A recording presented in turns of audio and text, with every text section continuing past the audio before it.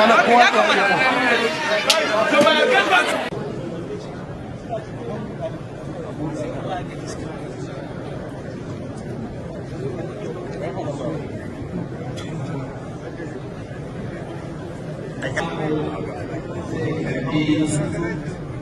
a'a hoto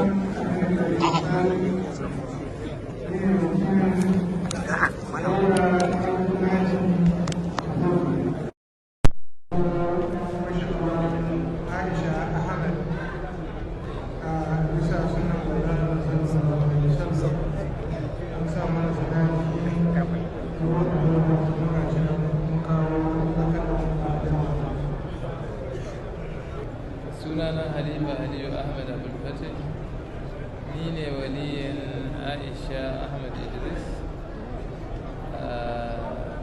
Na ba wa His Excellency Aisha Ahmad Idris saboda ya ba wa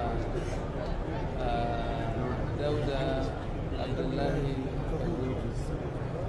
ka karba masa. na karɓa masa da ba abin da zan ce dai sai godiya kuma da fatan alkhairi da duk wanda ya zo wannan taro na kusa da nesa. Ina fatan Allah ya mai da kowa gidansa lafiya. Duk abin da zan faɗa mutane sun gan shi a zahiri, babu wannan ya aka ce alaka da mutane ko zama da mutane lafiya shine ya nuna muku abin da kuka gani yanzu. A iya cewa mai abu ne da abin sa kamar akwai kenan wata zazzafar waka da za a ci wata na gaban al'umma su ji game da wannan biki musamman. To wannan ai aka ce shi ma maganar bikin ji kai wancan din ma an Allah ya dan akwai wani abu da zai fito da izinin Allah na san za ka saurara kuma za ka ji da izinin Allah. Wato ita ma ba za a sanar ba kamar yadda auren aka sanar. A'a kamar dai aka ce yadda aka yi surprise na wannan kuma abin ya ba da mamaki da izinin Allah. To in wani abu zai zo ma daga baya shi ma za a ji daɗi tunda abin aka ce surprise ne ya fi daɗi. Ga shawarwari da manya suka bayar da dattawa ya aikaci su. Ito alhamdulillah daman cin bakin gurgurar dai akan su muke.